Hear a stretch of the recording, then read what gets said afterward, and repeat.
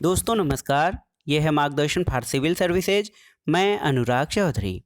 दोस्तों आज की वीडियो में आप पढ़ेंगे राजनीति विज्ञान एवं तुलनात्मक राजनीति का अत्यंत ही महत्वपूर्ण टॉपिक तुलनात्मक राजनीति का अर्थ, परिभाषा, प्रकृति, क्षेत्र एवं महत्व। तुलनात्मक राजनीति का अर्थ क्या है, विभिन्न विद्वानों द्वारा इसकी प्रमुख परिभाषाएं कौन सी दी गई हैं, इसका दायरा विस्तृत है या संकीर्ण, और अध्ययन के एक नए विषय के रूप में इसका महत्व क्या है, आज की इस वीडियो में आप जानेंगे। दोस्तों आप इसका पीडीएफ भी डाउनलोड कर सकते हैं, लिंक मैं डिस्क्रिप्शन बॉक्स में डाल दूंगा। तो आइए शुरू करते हैं आज का वीडियो। तुलनात्मक राजनीति, अर्थ, परिभाषा, क्षेत्र और महत्व। दोस्तों द्वितीय विश्व युद्ध के बाद तृतीय विश्व के उदय ने तुलनात्मक राजनीति को व्यापक आधार प्रदान किया है। अब इसका संबंध केवल पश्चिम के देशों और संस्थागत राजनीतिक संरचनाओं से न होकर गैर राजनीतिक संरचनाओं और इन्हें प्रभावित करने वाले गैर राजनीतिक व्यवहार और तृतीय विश्व के देशों की राजनीति से भी हो गया है। यानी तुलनात्मक राजनीति का दायरा जहां पहले बहुत संकुचित था, अब इसका स्वरूप विस्तृत या व्यापक हो गया है। आज राजनीति विज्ञान में सदियों से प्रचलित राज्य, सरकार, संस्थाएं, शक्ति और जनमत के स्थान पर नई अवधारणाएं जैसे राजनीतिक संस्कृति, राजनीतिक आधुनिकीकरण, राजनीतिक सामाजिकरण, राजनीतिक संचार, राजनीतिक विकास, राजनीतिक व्यवस्था आदि प्रमुख अवधारणाओं ने ले लिया है, क्योंकि अन्य सभी अवधारणाएं इन्हीं के इर्द गिर्द घूमती हैं। और आप जानते हैं कि नई तकनीकें और पद्धतियां अध्ययन में प्रयोग की जाने लगी हैं, और नई पद्धतियों और तकनीकों तथा दृष्टिकोणों ने तुलनात्मक अध्ययन को वैज्ञानिक और व्यवहारिक बना दिया है। आज इसमें समाजशास्त्र, अर्थशास्त्र, मनोविज्ञान आदि का भी अध्ययन शामिल हो गया है, जिसके कारण यह एक अंतर अनुशासनात्मक विषय के रूप में अपना स्थान बना चुका है। आज तुलनात्मक राजनीति का अर्थ किन्हीं दो देशों की सरकारों या संविधानों का तुलनात्मक अध्ययन भर नहीं, बल्कि इसमें संपूर्ण विश्व की राजनीतिक और गैर राजनीतिक संस्थाएं, उनका व्यवहार और उस व्यवहार को प्रभावित करने वाले तत्वों का अध्ययन भी शामिल हो गया है। दोस्तों तुलनात्मक राजनीति की अनेक परिभाषाएं विद्वानों द्वारा दी गई हैं। तुलनात्मक राजनीति को परिभाषित करते हुए राल्फ ब्रायबंटी यानी आर ब्रायबंटी ने लिखा है कि तुलनात्मक राजनीति सामाजिक व्यवस्था में उन तत्वों की पहचान और व्याख्या है जो राजनीतिक कार्यों और उनके संस्थागत प्रकाशन को प्रभावित करते हैं। यानी सामाजिक व्यवस्था में और राजनीतिक व्यवस्था में वे सभी तत्व जो राजनीतिक कार्य और उनके संस्थागत पद्धति को प्रभावित करते हैं, वो सभी तुलनात्मक राजनीति के दायरे में आते हैं। प्रसिद्ध विचारक एडवर्ड ए फ्रीमैन ने तुलनात्मक राजनीति के संबंध में लिखा है कि तुलनात्मक राजनीति राजनीतिक संस्थाओं और सरकार के विविध प्रकारों का एक तुलनात्मक विवेचन और विश्लेषण है। रायसी मैक्रिडिस के अनुसार हेरोडोटस और अरस्तु के समय से ही राजनीतिक मूल्यों, विश्वासों, संस्थाओं, सरकारों और राजनीतिक व्यवस्थाओं में विविधताएं जीवंत रही हैं, और इन विविधताओं में समान तत्वों की छानबीन करने के प्रयास को तुलनात्मक राजनीतिक विश्लेषण कहा जाना चाहिए। इसके अलावा एम कर्टिस का मानना है कि तुलनात्मक राजनीति राजनीतिक संस्थाओं और राजनीतिक व्यवहार की कार्यप्रणाली में महत्वपूर्ण नियमितताओं, समानताओं और असमानताओं में तुलनात्मक अध्ययन करता है। तो इस तरह से कहा जा सकता है कि तुलनात्मक राजनीति या कंपेरेटिव पॉलिटिक्स जो है वो तुलनात्मक सरकार, शासकीय यानी राजनीतिक और गैर राजनीतिक संस्थाओं, कबीलों, समुदायों और उनकी प्रक्रियाओं और व्यवहारों का अध्ययन है। यानी हमने जो प्रारंभ में ही देखा था कि तुलनात्मक राजनीति का दायरा आज व्यापक हो गया है, ये खाली पाश्चात्य या पश्चिमी देशों तक सीमित नहीं रह गया है, और इसका दायरा अब तृतीय विश्व के देशों तक भी फैल गया है। ये न केवल परंपरागत राजनीतिक संस्थाओं का अध्ययन करता है, बल्कि उनके व्यवहारगत उपागम और उनके जो व्यवहारिक क्रियाओं का अध्ययन भी करता है। दोस्तों, तुलनात्मक राजनीति और तुलनात्मक सरकार दो शब्दावलियां हैं। तुलनात्मक राजनीति कंपैरेटिव पॉलिटिक्स और कंपैरेटिव गवर्नमेंट। तो तुलनात्मक राजनीति और तुलनात्मक सरकार में बहुत सारे अंतर हैं। यद्यपि ये दोनों शब्द प्रयोग होते हैं कभी कभी समानार्थी के रूप में, लेकिन इन दोनों में काफ़ी अंतर है। जैसे तुलनात्मक सरकार जो है तुलनात्मक राजनीति का एक अंग है। तो इस हिसाब से आप देखेंगे तो तुलनात्मक राजनीति का दायरा बहुत विस्तृत है और तुलनात्मक सरकार का कार्यक्षेत्र तुलनात्मक राजनीति की तुलना में संकुचित है और इनको प्रायः समानार्थी माना जाता है, लेकिन इनमें कुछ मौलिक और आधारभूत अंतर हैं। जी.के. रॉबर्ट्स ने ये अंतर करते हुए कहा है कि तुलनात्मक सरकार या शासन का प्रयोग राज्यों, उनकी संस्थाओं और उनके कार्यों से संबंधित कुछ समूहों जैसे राजनीतिक दल, दबाव समूह आदि के अध्ययन के लिए उपयुक्त लगता है। लेकिन तुलनात्मक राजनीति का जो दायरा या क्षेत्र है बहुत व्यापक है। इसमें तुलनात्मक शासन और गैर राज्यीय राजनीति जैसे कबीले, निजी संस्थाएं आदि का भी अध्ययन किया जाता है। तुलनात्मक सरकार के बारे में जीन ब्लॉन्डेल ने लिखा है कि तुलनात्मक सरकार विश्व की राष्ट्रीय सरकारों के विभिन्न प्रतिमानों का अध्ययन है। इससे ये स्पष्ट होता है कि तुलनात्मक राजनीति तुलनात्मक शासन का विकसित रूप है और तुलनात्मक शासन या सरकार का प्रयोग द्वितीय विश्व युद्ध से पहले तो ठीक लगता था, लेकिन आज के समय में नहीं। आज तुलनात्मक राजनीति का संबंध राजनीतिक व्यवहार की संपूर्ण कार्यप्रणाली से जुड़ गया है। नवोदित राष्ट्र यानी द्वितीय विश्व युद्ध के बाद जो स्वतंत्र हुए राष्ट्र हैं, उस रूप में तृतीय विश्व की अंतर्राष्ट्रीय संबंधों में भूमिका के कारण तुलनात्मक अध्ययन अपनी परंपरागत सीमाएं छोड़ चुका है और तृतीय विश्व की ओर प्रस्थान कर चुका है। अर्थशास्त्र, मनोविज्ञान आदि के क्षेत्र में बहुत सारे व्यापक परिवर्तन आए हैं और इन परिवर्तनों ने राजनीति विज्ञान को नए सिरे से सोचने पर मजबूर किया है। दोस्तों, व्यवहारवादी क्रांति, उत्तर व्यवहारवादी क्रांति के आगमन से राजनीति विज्ञान को व्यक्ति की राजनीति और गैर राजनीतिक गतिविधियों का विश्लेषण करने के लिए बाध्य किया है। और सिडनी बार्बा एक विचारक हैं, उन्होंने कहा है कि केवल पश्चिमी देशों का अध्ययन न करके एशिया, अफ्रीका और लैटिन अमेरिका के नए राष्ट्रों का अध्ययन करने पर तुलनात्मक राजनीति के क्षेत्र के अंतर्गत अध्ययन किया जाना चाहिए और इससे स्पष्ट संकेत मिलता है कि तुलनात्मक राजनीति का कार्यक्षेत्र बहुत अधिक व्यापक हो चुका है। इसके अलावा ये अपना परंपरागत रूप छोड़कर आधुनिकता की ओर अग्रसर हो रही है। इसलिए तुलनात्मक सरकार से यह न केवल भिन्न है बल्कि तुलनात्मक सरकारों को भी अपने आप में समेट लेती है। जहां तुलनात्मक सरकार राजनीतिक संस्थाओं और उनके कार्यों से संबंधित है, वहीं तुलनात्मक राजनीति जो है संस्थाओं और कार्यों के साथ गैर राजनीतिक संस्थाओं, कार्यों और सबसे बड़ी चीज़ उनके व्यवहार को भी अपने अध्ययन के अंदर समेटता है। इसलिए तुलनात्मक राजनीति का क्षेत्र जो है ये तुलनात्मक सरकार से व्यापक है और तुलनात्मक सरकार का अध्ययन भी तुलनात्मक राजनीति के अध्ययन के अंतर्गत समाहित हो जाता है। तो तुलनात्मक सरकार और तुलनात्मक राजनीति के अंतर के बाद आइए जानते हैं तुलनात्मक राजनीति की प्रकृति कैसी है। दोस्तों, तुलनात्मक राजनीति आज एक स्वतंत्र विषय के रूप में अपना स्थान बना चुकी है। प्राचीन काल में तुलनात्मक राजनीति का संबंध केवल सरकारों की तुलना मात्र से माना जाता था। अरस्तु ने वैज्ञानिक पद्धति का आरंभ करके तुलनात्मक अध्ययन को नई दिशा देने का प्रयास किया था।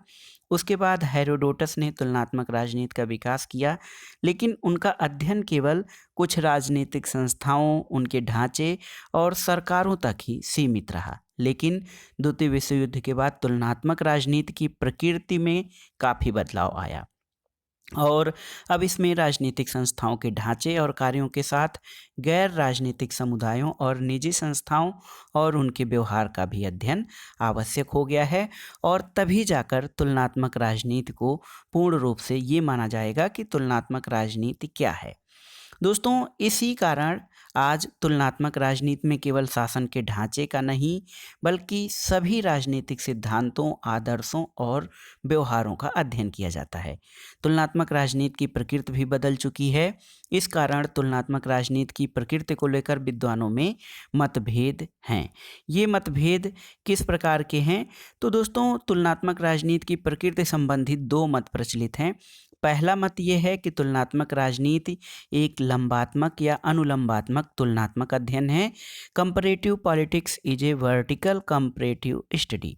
और दूसरी धारणा ये है कि तुलनात्मक राजनीति एक अनुप्रस्थ या क्षैतिज तुलनात्मक अध्ययन है। Comparative politics is a horizontal comparative study. तो इन दोनों के बारे में विस्तार से आइए जानते हैं कि ये चीज़ें क्या हैं।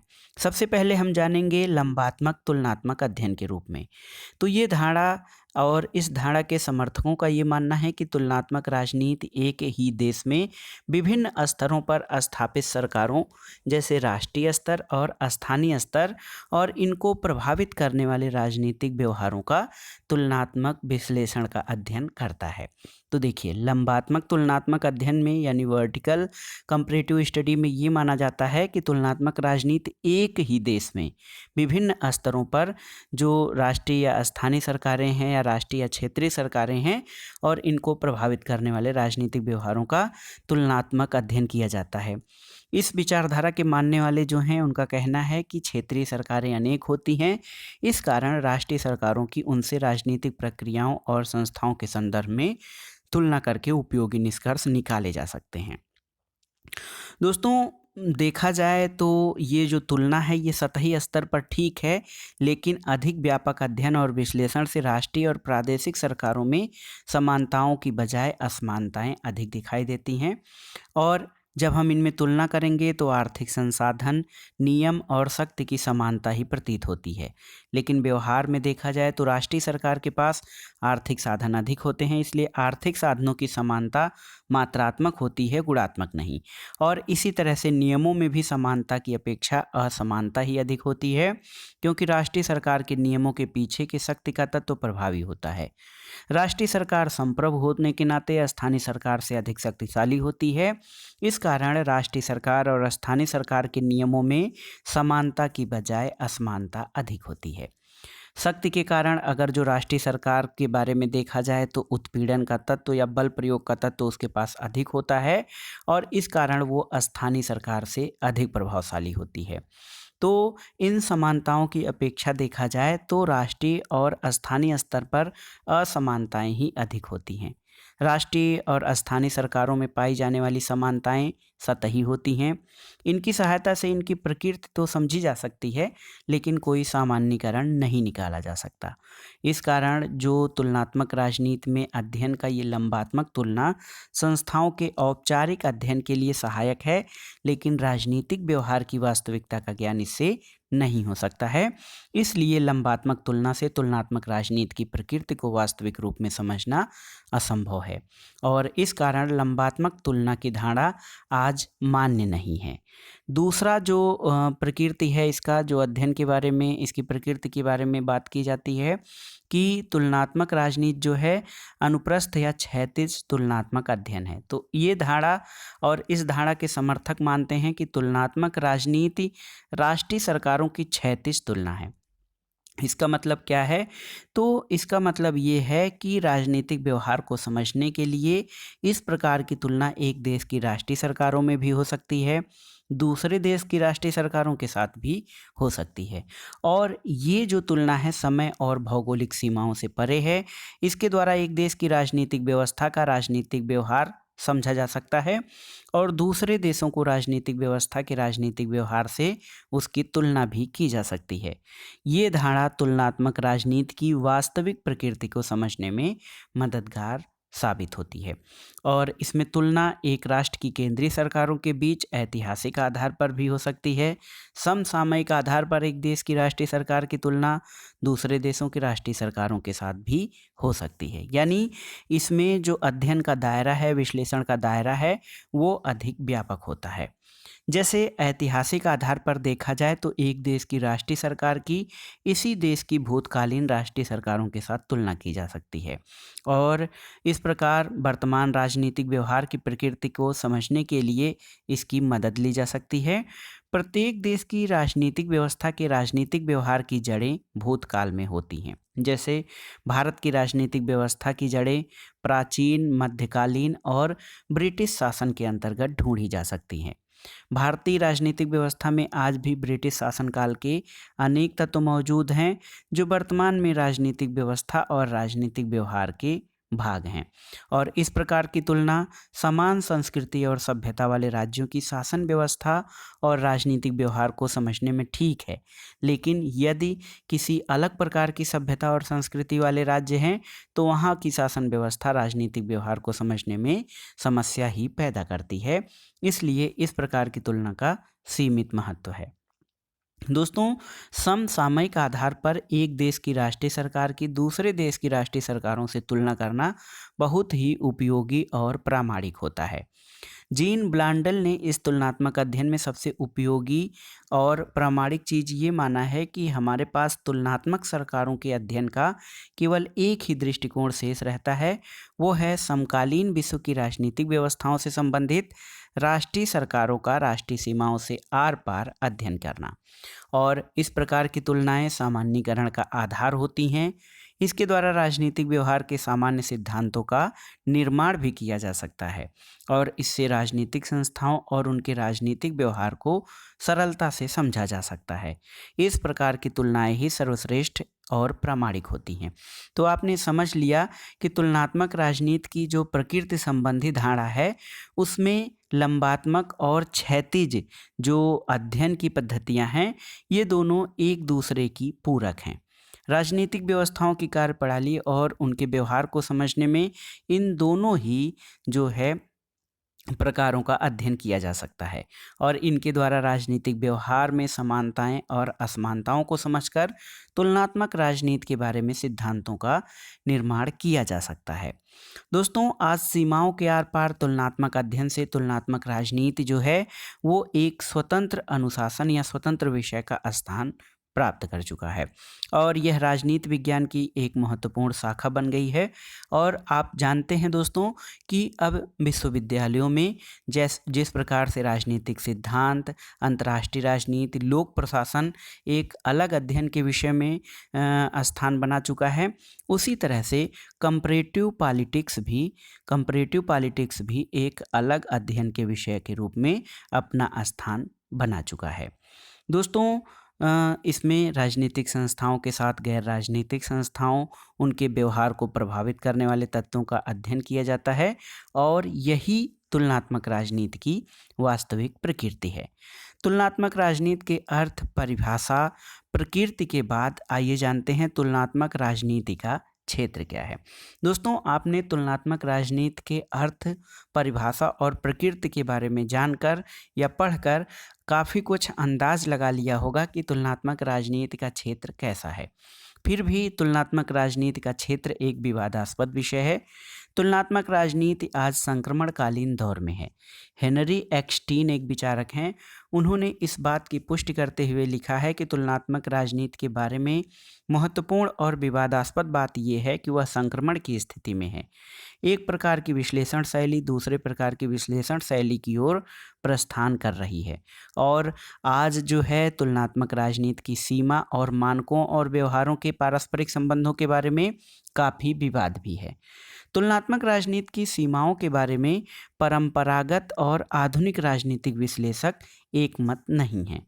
तुलनात्मक राजनीति के सामने आज यही समस्या है कि इसमें किन चीज़ों को शामिल किया जाए और किन चीज़ों को शामिल न किया जाए, और यदि इनको शामिल किया जाए या न शामिल किया जाए तो इसका आधार क्या हो, ये आज एक महत्वपूर्ण विवाद का विषय है।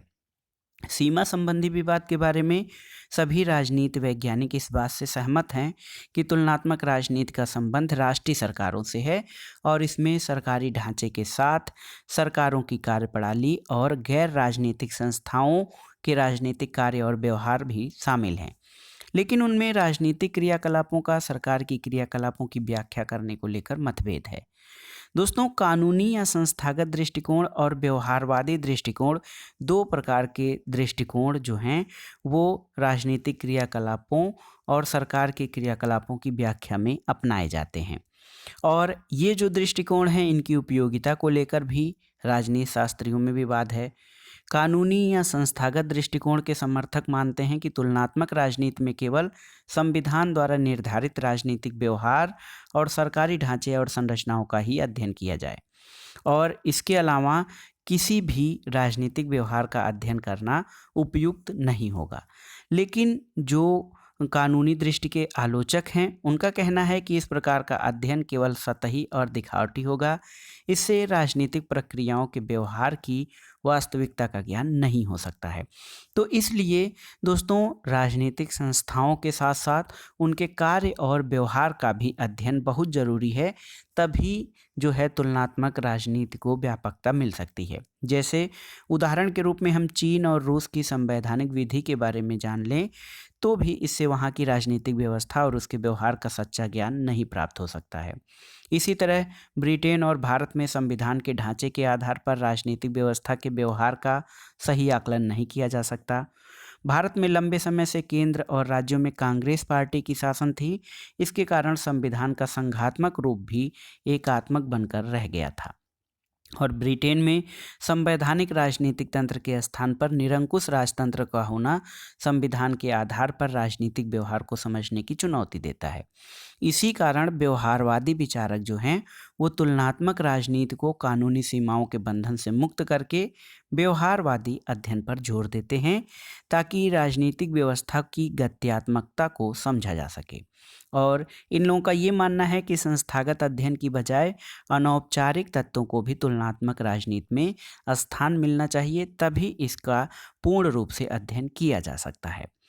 व्यवहारिक दृष्टिकोण के समर्थक जो हैं, तुलनात्मक राजनीति में राजनीति की व्यवहारिकता पर भी जोर देते हैं और उनका मानना है कि राजनीति में केवल कानूनी व्यवस्था या संस्थाओं का ज्ञान नहीं, बल्कि राजनीतिक व्यवस्था किस प्रकार व्यवहारिक बनती है, किस प्रकार संचालित की जाती है, इनका भी ज्ञान होना या अध्ययन किया जाना बहुत ज़रूरी है।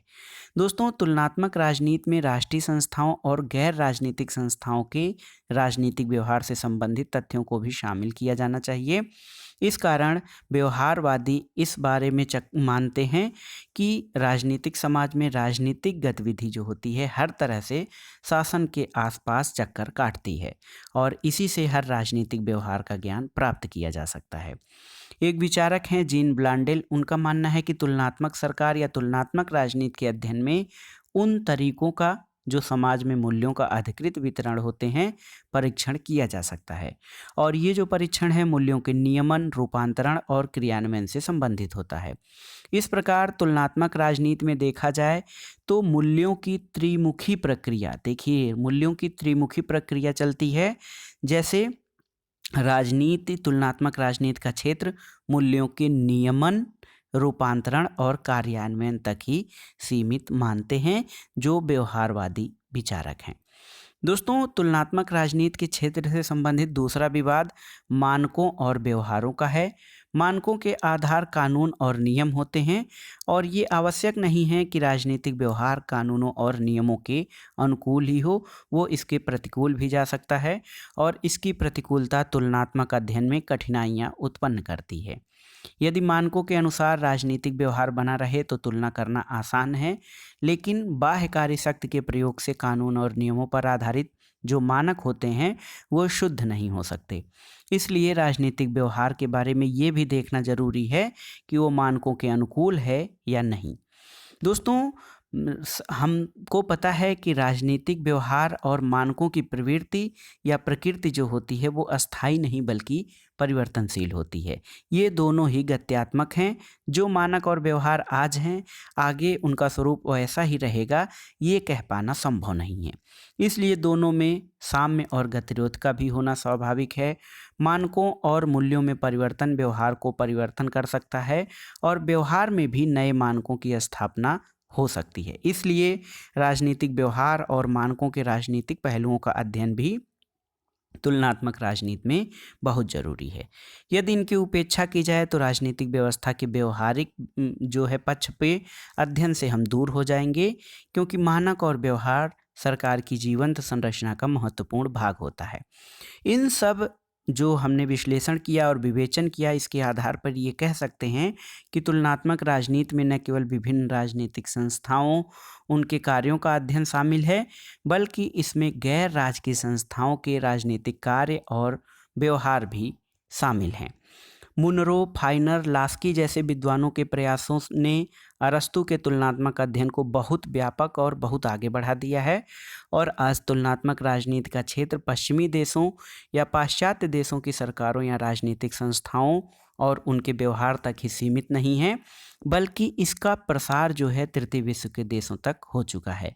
और अब राज्य से संबंधित संस्थाओं और संगठनों की बजाय गैर राजनीतिक संस्थाओं और उनके व्यवहार को अधिक महत्व दिया जाने लगा है। आज तुलनात्मक राजनीति अंधकार में भटकने की बजाय निश्चित कारणों को प्राप्त करने के लिए राजनीतिक संस्थाओं और राजनीतिक व्यवहार की महत्वपूर्ण नियमितताओं, समानताओं, असमानताओं पर ध्यान दे रही है। और तुलनात्मक राजनीति में सजग तुलनाओं का विशेष महत्व है। इस कारण से आज राजनीतिक विद्वान जो हैं तुलनात्मक अध्ययन को निरर्थक और बोझिल नहीं बनाना चाहते। आज तुलनात्मक राजनीति में नए नए विषयों और नई नई तकनीकों और पद्धतियों को महत्व दिया जा रहा है। तुलनात्मक राजनीति अन्य सामाजिक विज्ञानों से भी काफ़ी कुछ ग्रहण कर रही है। इसलिए तुलनात्मक राजनीति का अध्ययन कानून निर्माण, कानून प्रयोग, विभिन्न राजनीतिक व्यवस्थाओं के अंगों से संबंधित निर्णयों, राजनीतिक दलों, दबाव समूहों के अध्ययन तक ही सीमित नहीं है, बल्कि इसमें सभी व्यक्तियों, संस्थाओं और समुदायों के सामाजिक व्यवहार का अध्ययन भी शामिल हो गया है। आज तुलनात्मक राजनीति में राज्यों की संस्थागत संरचनाएं, राजनीतिक सामाजिकरण, संस्कृति, राजनीतिक दल और दबाव समूह, राजनीतिक अभिजन, राजनीतिक हिंसा, राजनीतिक भ्रष्टाचार, राजनीतिक विकास, राजनीतिक आधुनिकीकरण, प्रतियोगी राज्यों के बीच शक्ति संबंध, जनमत, तुलनात्मक विश्लेषण आदि का भी अध्ययन शामिल है। लेकिन इन सब बातों के बावजूद दोस्तों, तुलनात्मक राजनीति अभी भी पूर्णता को प्राप्त नहीं हुई है, बल्कि ये संक्रमण काल के दौर में यानी ट्रांजिशनल फेज में गुजर रही है। राजनीतिक विद्वान अभी भी इस अनिश्चय की स्थिति में हैं कि तुलनात्मक राजनीति का क्षेत्र क्या हो। इस कारण अभी भी बहुत कुछ निश्चित नहीं किया जा सकता है। लेकिन इसके बावजूद दोस्तों, तुलनात्मक राजनीति का बहुत अधिक महत्व है अध्ययन के विषय के रूप में और अध्ययन के नए क्षेत्र के रूप में। तुलनात्मक राजनीति का महत्व क्यों है, इसके बारे में जानते हैं। दोस्तों, तुलनात्मक राजनीति राजनीति विज्ञान का नया तत्व या अध्ययन विषय नहीं है। इसका अध्ययन बहुत समय पहले से होता आ रहा है और ये उस समय से हुआ चला आ रहा है जब से राजनीति और राजनीतिक व्यवहार का अध्ययन प्रारंभ हुआ है। तुलनात्मक अध्ययन प्रारंभ से ही मानव के ध्यान का केंद्र रहा है और अरस्तु से लेकर आज तक तुलनात्मक अध्ययन का काफ़ी प्रचलन बढ़ा है। आज राजनीतिक व्यवहार को तुलनात्मक आधार पर समझने के लिए नए दृष्टिकोण और उपागम विकसित हो रहे हैं और तुलनात्मक अध्ययन या राजनीति का महत्व इन बातों से दृष्टिगोचर हो रहा है। तो तुलनात्मक राजनीति के महत्व को हम कुछ बिंदुओं के आधार पर समझ सकते हैं। इसका महत्व इस रूप में भी है कि इससे राजनीतिक व्यवहार को समझने में मदद मिलती है, न केवल अपने राष्ट्र की बल्कि दूसरे राष्ट्रों की राजनीति और राजनीतिक व्यवहार को समझने में ये सहायक होता है। तुलनात्मक राजनीति द्वारा विभिन्न राजनीतिक प्रक्रियाओं की समानता और असमानताओं का ज्ञान होता है और इससे राजनीतिक अभिजन या एलिट क्लास के बारे में जानकारी मिलती है और उन राजनीतिक व्यवहारों और दृष्टिकोणों की जांच परख की जाती है। इसके अलावा तुलनात्मक अध्ययन जो है ये राजनेताओं के लिए मार्गदर्शक का कार्य करता है। इसके द्वारा वो जनता के लिए योग्य सुझाव प्रस्तुत करते हैं और बदलते राजनीतिक व्यवहार के मानकों की भी जानकारी करते हैं। राजनेता मतदान व्यवहार के तत्वों का अध्ययन करके अपने लिए जो है मतदान या वोटों का आकलन करते हैं।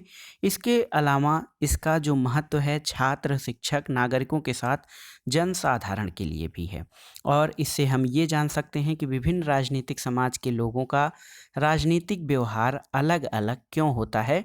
इन सब चीज़ों के जानकारी के लिए तुलनात्मक राजनीति का अध्ययन बहुत ही महत्वपूर्ण है।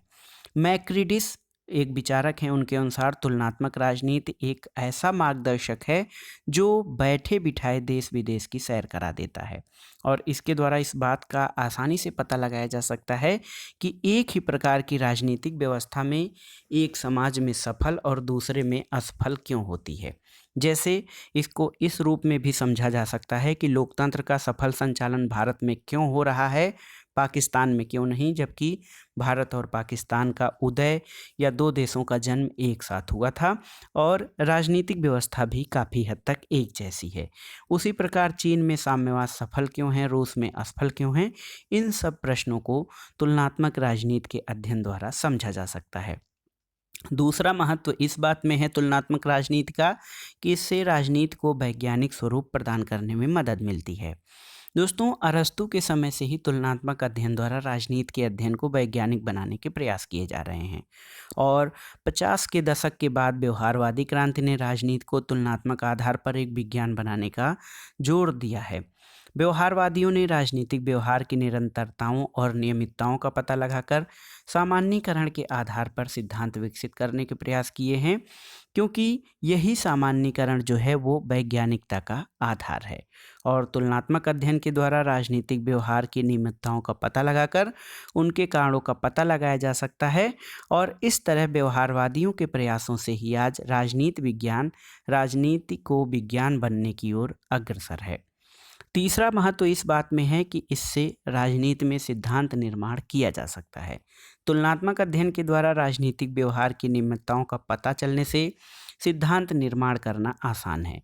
राजनीति विज्ञान में ऐसे सिद्धांतों की तलाश की जा रही है जो किसी एक राष्ट्र के लिए नहीं बल्कि संपूर्ण विश्व के राजनीतिक व्यवहार को समझने में सहायक हों और तुलनात्मक राजनीति अनुभविक सिद्धांतों तक पहुंचने में सहायता करती है और अनुभविक सिद्धांत राजनीतिक व्यवहार के वास्तविक तथ्यों को समझने में मदद करते हैं।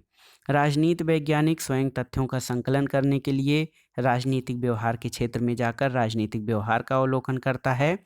आप जानते हैं कि जो आदर्शवादी या आदर्शात्मक सिद्धांत है वो कल्पना पर आधारित होने के कारण सिद्धांत निर्माण ठोस तथ्यों के अभाव में नहीं हो सकता है।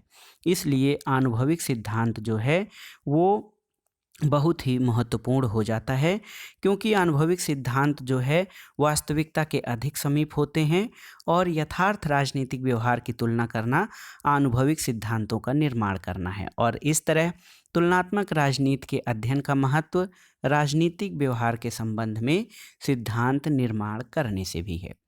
चौथा महत्व जो है तुलनात्मक राजनीति का ये है कि इससे प्रचलित राजनीतिक सिद्धांतों की प्रामाणिकता की जांच की जा सकती है।